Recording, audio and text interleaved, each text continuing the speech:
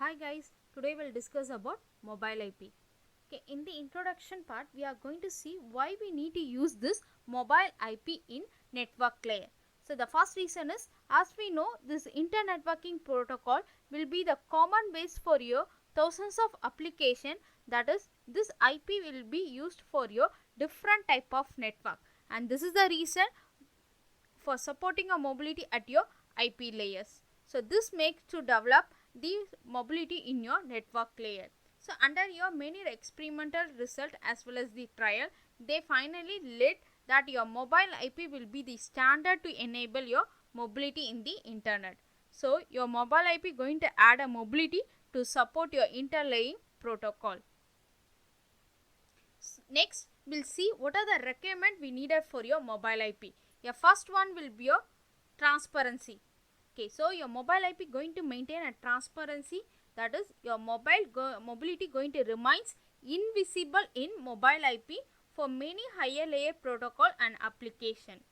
So this this IP address should not be get affected by your mobility. That is, this IP address should not be get affected by any ongoing communication.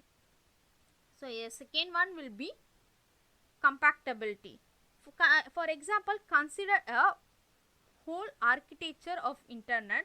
So this architecture of internet should not be changed for any of your application or the network. That is, it should not be changed, it should be remain same for any of your application as well as for the network. For example, protocol or operating system should not be changed, should be remains same only. So this mobile IP going to integrate it with your existing operating system. So this mobile IP will does not require any special MAC protocol. Next one will be your security. Mobility going to process many security problems. So this IP layer can only going to guarantee that the IP address of the receiver is correct. So there is no way to prevent a fake IP address. So next one will be your efficient as well as your scalability. So first we move to efficient. So the efficient of the network should not be affected even if a new mechanism is introduced into the internet. Next will be a scalability. Always it should be scalable to support a billions of moving hosts worldwide. So this is all the requirement for your mobile IP. Next we'll move to what is mobile IP, and we'll check what is the key element we needed for this particular mobile IP.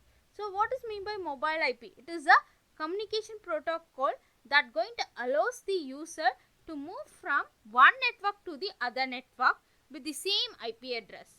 So from one network to other network, now in this diagram you can see your home network to your foreign network. So it is a communication protocol that going to allows the user to move from one network to other network by using the same IP address.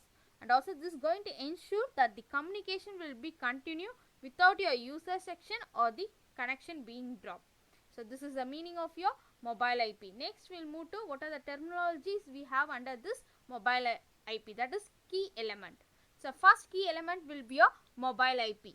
The first key element will be your mobile IP, and this will be a handset communication devices that the user carries. For example, your cell phone, laptop, or one of the mobile node example. Next we'll move to the two types of network we have. One will be a foreign network, other will be a foreign network, other will be a home network. So home network is the network to which your mobile node originally belongs as per your assigned IP address. That is your home address. Next will be a foreign network. This foreign network is the current network to which your mobile node is visiting. That is, it will be away from its home network. Next we have two set of agent. One is called as home agent, other is called as foreign agent. So first we'll discuss what is meant by home agent. So this home agent will be a router in the home network. That is, this home agent going to act as a router in the home network to which the mobile node was originally connected. Next will be a foreign agent, and this foreign agent also going to act as a router in the foreign network to which your mobile node is currently connected.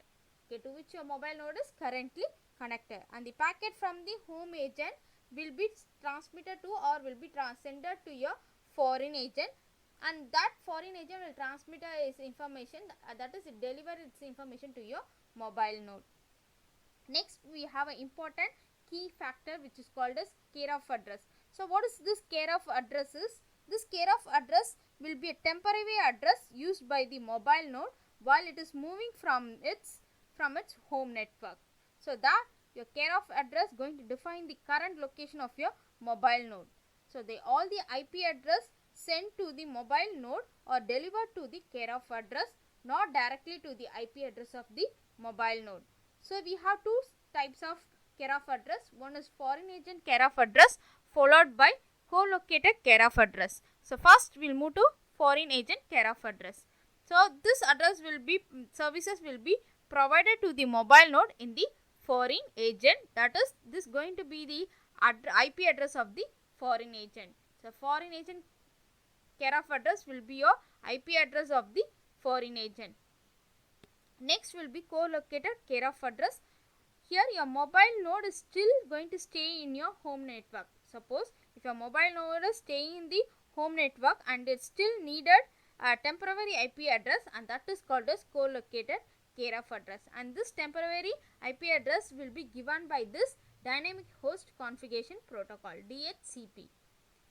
And last key will be your correspondent node. So this correspondent node will be the node that want to communicate with this mobile node. For example, the node which need to send the IP packet to your mobile node, that particular node will be called as correspondent node. And this is about the mobile IP terminology, and these are all your key factors which you are going to have in your mobile IP. Next we will move to how your packet will be delivered in your mobile IP. So we have 4 stages how your packet will be delivered from the corresponding node to your mobile node. So a first step will be, for example, a corresponding node want to send a IP packet to mobile node. Okay, your corresponding node want to send a IP packet to your mobile node, and this corresponding node does not know anything about your mobile current location. Okay, this corresponding node does not know about anything about your mobile node current location. So it will send the packet as usual to the IP address of the mobile node. That is, your corresponding node going to send your source as CN and your destination as mobile node MN. And now the packet will be reaches to your foreign agent, home agent. Now the packet will be reaches to the home agent. So until this will be my step number 1. Now step 2 will be, now this home agent will reaches the packet and we're going to interact with the packet and find and it is finding that the mobile node is not currently presented in its home network, that is it have been moved to some other foreign network. So your next step will be, you have to forward your IP packet to the corresponding mobile node. So what your home agent going to do, before forwarding your information to this particular foreign network, this foreign agent going to add encapsulate and then tunnel through, tunnel will be a virtual pipe, this red color will be a tunnel. Okay, so through this tunneling we are going to transmit the information from the home agent to your foreign agent.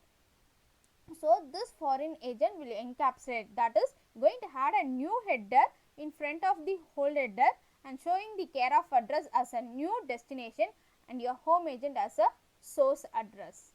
So now your foreign, until this will be step number 2. Now we will move to step number 3. Now your foreign agent going to receive the encapsulated packet from the home agent. So what this foreign agent will do, will decapsulate, will remove that. Okay, remove that. What is the extra header added by the home agent? Once it added, it will find out this original packet. So inside this original packet, you find your destination address as the mobile node and your source will be my corresponding node. So this foreign agent will forward the information directly to the mobile node with the help of the address. So this is your step 3. Now we will move to your step number 4. Again, if your mobile node is not visible, okay, if a mobile node is not visible, going to receive the packet with the same sender as a receiver address as done in the home network. So what happened? The mobile node will send the packet as usual with this own fixed IP address as a source and the destination as address as a corresponding node. So now again your foreign agent going to act as the default router and will forward the packet which is done in your previous way. So this is about how your mobile packet have been transmitted from home agent to your foreign agent. That is, when a mobile node is moved from the home agent to some other foreign agent, how you need to transmit that through your agents. One is your home agent followed by the home agent. Okay, so home agent will, before forwarding, will encapsulate and will be tunnel and will be reached to your foreign agent. Foreign agent work is to decapsulate those information and will forward the final packet to your mobile node. And this is about your IP packet delivery in your mobile IP. Thank you.